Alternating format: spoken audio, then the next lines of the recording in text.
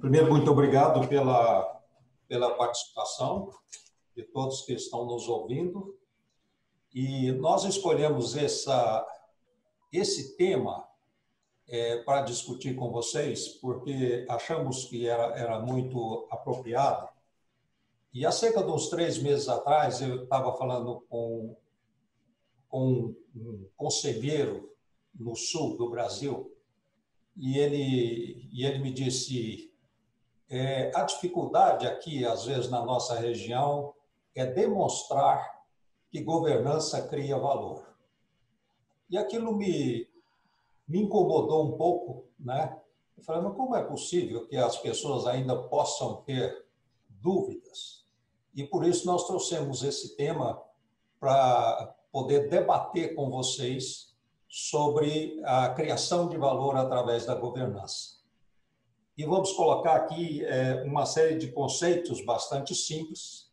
O primeiro deles é entender o que é governança, não é? Pode passar aí para mim? Governança é uma palavra que vem do grego, né? E significa guiar, né? E governança é o nome que se dá a um sistema de estrutura, processos, regras, sistemas de gestão que controlam uma organização, né? A governança ela é complementada pela gestão e pela liderança. Então, a governança em si, ela não funciona se você não tem um sistema de gestão sólido e liderança para fazer o sistema funcionar. E um bom sistema de governança, como todos sabem, reduz riscos, fortalece a estabilidade e a adaptação da empresa.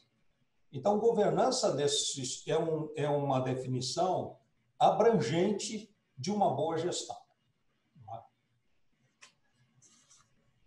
E empresas que possuem uma governança estruturada são empresas mais valorizadas. E de uma maneira bem rápida, assim, eu fui olhar nos últimos 12 meses alguns exemplos concretos em que nós participamos de criação de valor. Primeiro, uma empresa de distribuição de combustível, em que eu até participo lá do conselho, que foi adquirida por um investidor estrangeiro e pagou um prêmio bastante interessante. E essa mesma empresa estrangeira tinha olhado várias empresas no Brasil, até maiores, mas decidiu não investir nessas outras empresas, mas investir nessa empresa específica que tinha uma governança estruturada, e o processo de due diligence foi bem rápido, porque tinha muito pouco passivo tributário e passivo trabalhista. Então, essa empresa que tinha uma governança estruturada acabou viabilizando um negócio que foi muito interessante para os acionistas. No mês passado, eu estava falando com uma empresa também do Sul, e o acionista principal falou: nós sempre trabalhamos em governança, mas a gente não tinha ideia de quão importante era. Quando nós iniciamos a discussão com um investidor estrangeiro que comprou parte da nossa empresa, é que nós vimos o tanto que a governança era importante, porque ele pagou um prêmio maior do que outras empresas similares que ele também estava considerando investir, porque nós tínhamos uma governança estruturada. Então, ele falou, desde então, eu e meus outros sócios passamos a ter a governança como nossa Bíblia fundamental, porque a gente sabe que cria muito valor. Há um mês atrás, nós tivemos uma discussão com o diretor de suprimentos de uma empresa de máquina agrícola. O setor de agronegócio no Brasil vai muito bem. E esse fabricante de máquinas agrícolas nos disse que ele estava com a produção de 2020 toda vendida e já estava vendendo a sua produção de 2021, mas ele tinha um gargalo no sistema dele, que eram os fornecedores de peças. E quando questionamos a razão disso, ele disse porque alguns fornecedores não tem uma governança bem estruturada. E nós pedimos a ele um bom exemplo, ele nos passou de empresas que atendiam bem, nós fomos entrevistar lá o CEO e falou, o que você tem de diferente? Ele falou, nós temos uma governança estruturada e quando veio a crise, alguns acionistas queriam que a gente reduzisse rapidamente a força de trabalho, nós preparamos um plano de ação, fomos ao conselho, discutimos e o conselho nos suportou. Ao passo que aqueles outros fornecedores em que não tinha uma governança e era decisão de uma pessoa só, acabaram demitindo muita gente e agora não conseguem suprir mais a demanda que está vindo e estão perdendo pedidos. No Brasil hoje, nós temos 43 empresas com pedidos na Bolsa de Valores para abertura de capital. E você não consegue fazer uma abertura de capital se você não tiver um sistema de governança bem estruturado. Então, se você, empresário, tem uma aspiração de um dia fazer uma abertura de capital, que é o que está na mídia todo dia, você tem que pensar numa governança estruturada, você tem que pensar num sistema de controle bem estruturado, que nós vamos cobrir isso hoje através do Daniel. E então, uma boa governança passa, primeiro, pelo alinhamento dos acionistas quanto à estratégia futura de crescimento, né? Então, nós temos os acionistas alinhados, como vamos crescer, onde vamos crescer, que segmentos nós vamos atuar. Nós temos um processo de sucessão bem estruturado, com formação de herdeiros e executivos. Existem muitas empresas familiares em que o valor da empresa está deprimido, porque às vezes a empresa depende de uma pessoa só. Como também existem muitas empresas familiares no Brasil que são colocadas à venda porque não tem herdeiro preparado, não tem sucessor preparado. Então, uma boa governança passa pela estruturação do processo de sucessão e passa pela formação de sucessores. Também uma boa governança precisa ter os acionistas unidos em torno de uma aspiração comum. O que queremos no futuro? Para onde queremos crescer? Nós queremos continuar unidos como acionistas? Que segmentos nós vamos investir? Aonde estão as nossas habilidades? Onde é que os setores que nós conhecemos bem e como vamos crescer, né? Nós costumamos fazer um exercício bastante interessante com as empresas familiares de definir o que a gente chama de estratégia do acionista controlador, né? O que queremos? Para onde vamos? Nós queremos ter um sócio? Vamos continuar unidos? Vamos ter o controle da empresa? O que é que nós queremos como aspiração comum? E isso é extremamente importante. E por fim, um sistema de boa governança requer um sistema de gestão eficaz, compatível com as normas legais e valores dos fundadores. Nós vamos abordar isso hoje na parte de gestão também.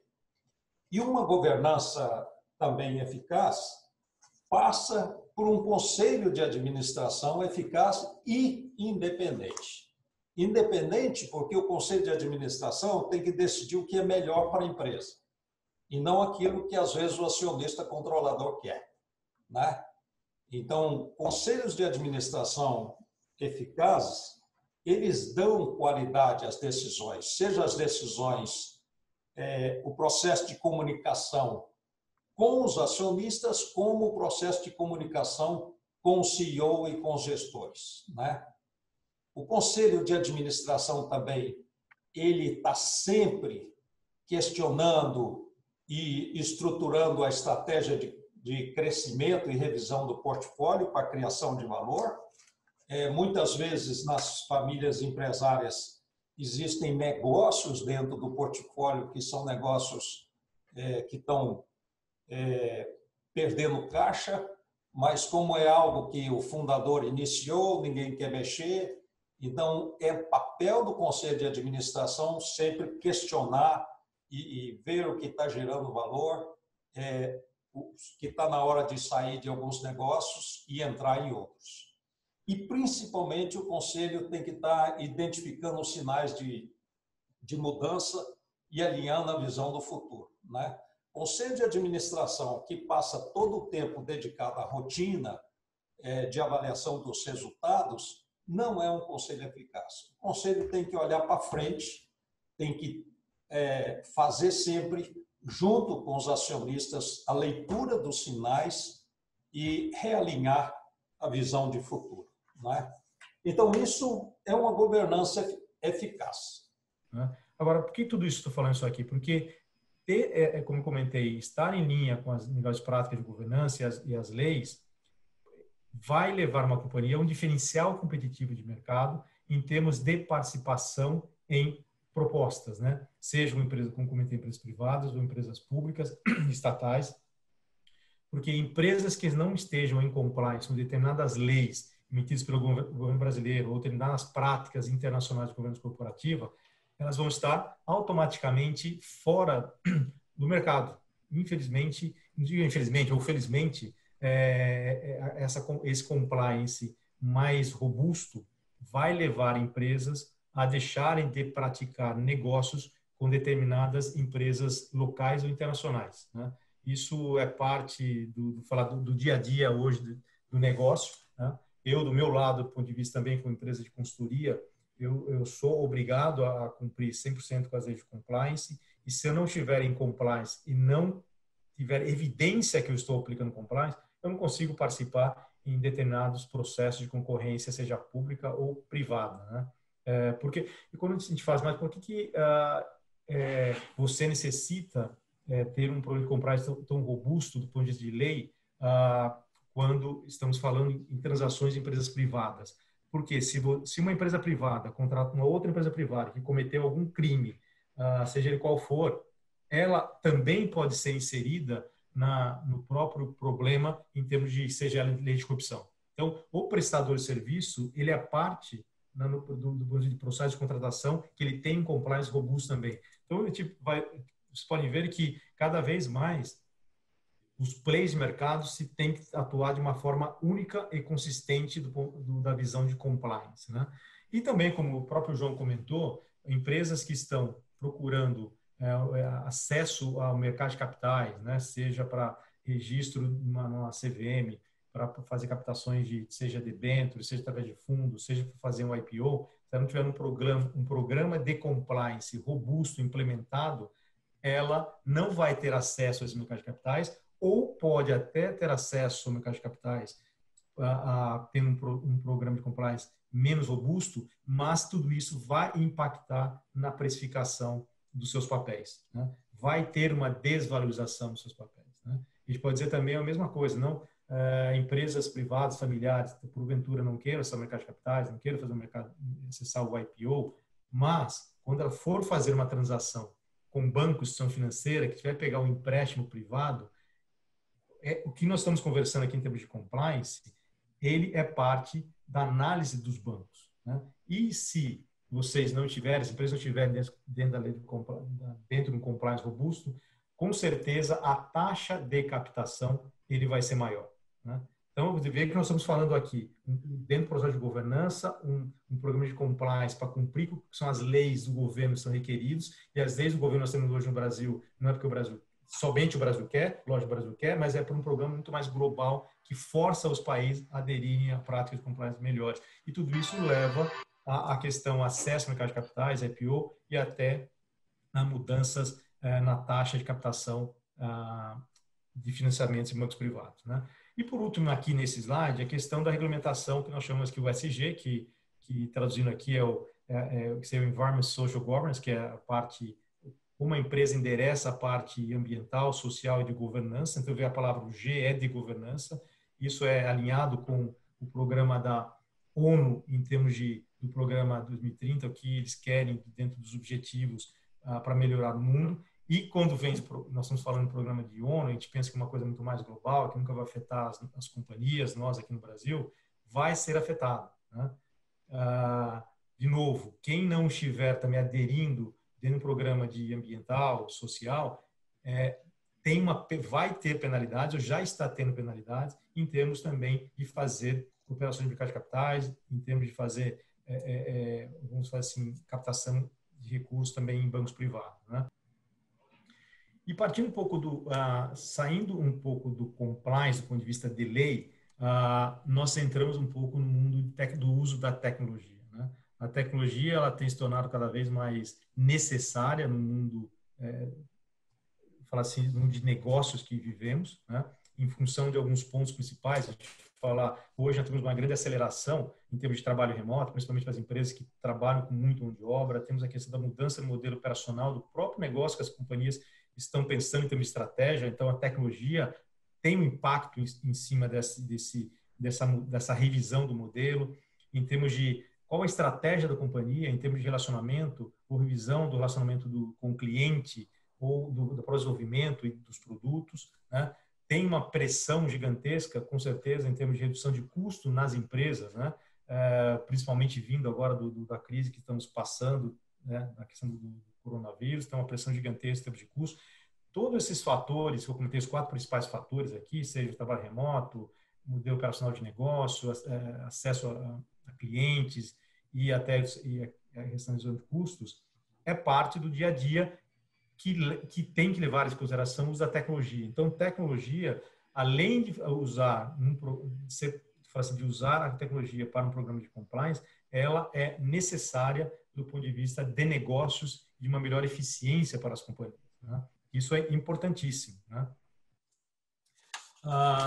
Falando em tecnologia, a questão também, seja onde nós utilizarmos aqui os negócios, que eu vou comentar um pouquinho rapidamente para vocês, é a questão da cibersegurança, a questão hoje também, a questão do ataque, que nós sempre ouvimos falar, cibernético, em termos de busca de informações, roubo de informações das companhias, né? E às vezes paralisando até as operações da companhia, do ponto de vista de tecnologia, e solicitando muitas vezes resgates, fala assim, com valores astronômicos para poder liberar as informações, tem ocorrido mais constantemente, né? Então, os investimentos que têm que ser feitos dentro do quesito cibersegurança é um item que eu gostaria de chamar a atenção, extremamente relevante, é um item extremamente importante dentro de uma governança da companhia, porque se não tratado adequadamente, ele pode levar até a paralisação das operações em função de ataques, né? E roubo de informações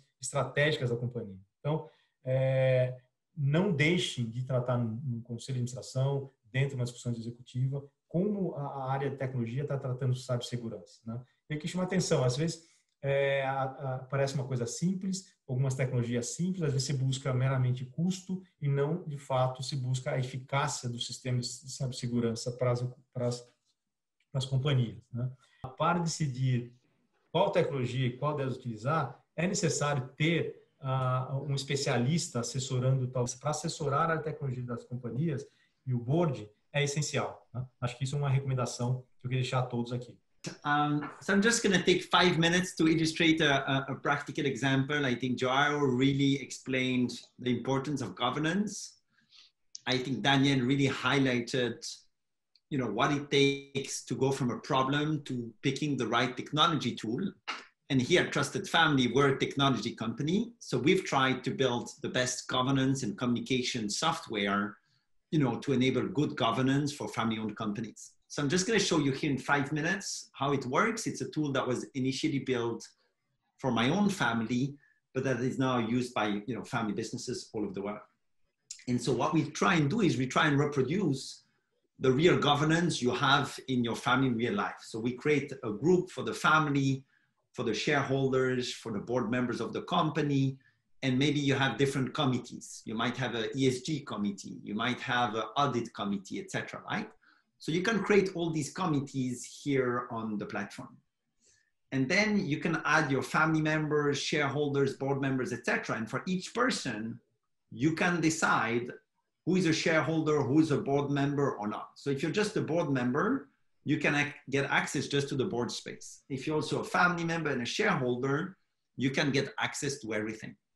And so in one platform, you can really see the information that's important for you, depending on your role. And so a few examples of how many of our clients have been using it.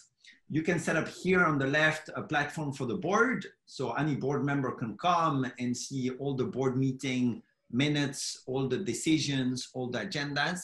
There's electronic signatures. In many countries, board minutes have to be signed, you know, just to prove that they're approved. It can all happen via the platform. So that's one example. And so if I look, for example, let's say we had a board meeting here in October, you know, there's a board pack. I can see the agenda of the board meeting. I can see all that information. And if I'm a chairman, I can see who from my board members have read the information, have downloaded the information, etc. So this really offers compliance because you can avoid that people forward the information. You can know if they've read it.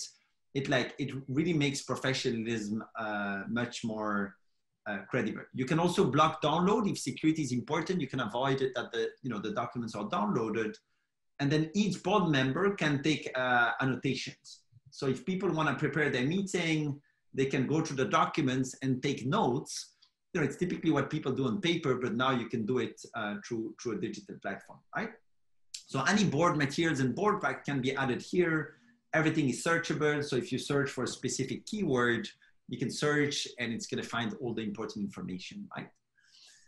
If you have many shareholders that don't work in the business, you can also create a space here about the company with the annual reports, press releases, analyst reports, CEO interviews, shareholder meeting minutes, etc. And as I mentioned earlier, many of our clients have been creating a COVID update section. So you can here send an update every month or every 2 weeks to all the shareholders or the family members to say, hey, the employees, you know, can come back in the office. And we've developed a new COVID policy, for example, right? Certain family companies have created emergency funds to support their colleagues that have special needs and that are more affected than others by the pandemic, right? You can give more transparency to the family and to the shareholders on sales and say that, yeah, maybe there was a historical drop in sales in April and May, but that the sales are up again 15% in August, for example, right? You can talk about cost and, you know, a lot of these things. So many of our clients have increased their communication and used the platform to really share what's happening so that, you know, people can follow stuff. Here you can organize virtual meetings through the platform and invite people to come. We have a survey feature, so you can take a vote. You can ask a question to people and then, you know, your shareholders can vote on the measure, whether approve it or not. And again, it's all documented and centralized in one platform. The platform does a lot more, you know, tools. There's an education center, a family governance center, etc. Right?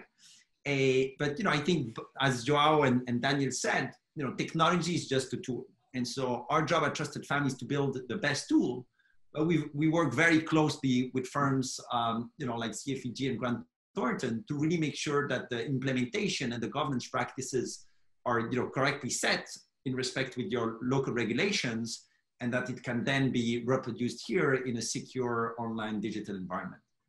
So there were two questions. There was a question around security and privacy and data regulations. So Trusted Family is a Belgian company. So given we're based in Europe, we follow GDPR regulations and data privacy and security regulations in Europe that are extremely strong and well developed. We have a security team in place. We have security committee meetings every 2 weeks. And we do a lot of work around security. You know, we even, you know, like pay external hackers to try and get within our systems, you know, once a year and do what's called penetration testing. So if you have more questions on security, I can send you a note that explains our whole approach to security. So that was to answer the first question. The second question from Leon, which is about who leads it. And I think it's a great question because, you know, in my family, we always say if something's important, you need two things. You need someone responsible for it and you need a budget. And so whenever I tell families, if they think governance and shareholder relations and family cohesion is important, they should appoint someone in charge of governance and in charge of shareholder management and education, right? And once you have someone in charge, you know, then the strategy is going to come into place, right? And you need a budget for that. I always give the example, every listed company in the world has a shareholder relations team. because they are forced by government to follow certain regulations. Many family companies are still private, and so very often it's quite informal. So many of our family companies now create a role, a head of shareholder and family relations to make that happen. We've actually been working very closely with CFEG to help family businesses in Brazil create that role and train that person and create the first governance officer, because we believe that every family company in the world needs a governance person to make sure that you have good written minutes of meetings and that you follow the right policies and regulations. You know, it's complex, right? And so, you know, part of that is linked to the technology, but part of that is identifying the right person and training that person and giving that person the right resources. And then what we started doing at Trusted Family is now, because we have a community of chief governance officers in family companies all over the world, we bring them together so that they can exchange experiences between one company and another. We create templates. And, you know, that's why it's been so interesting now.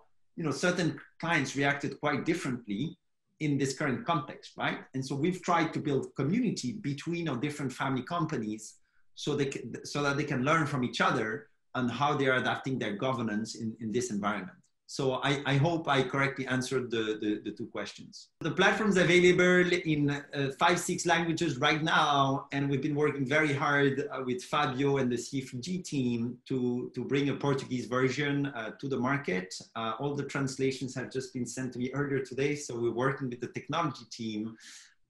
So that's just for the menus, but the content itself can be added in any language you want. I mean, Trusted Family has clients in over 25 countries.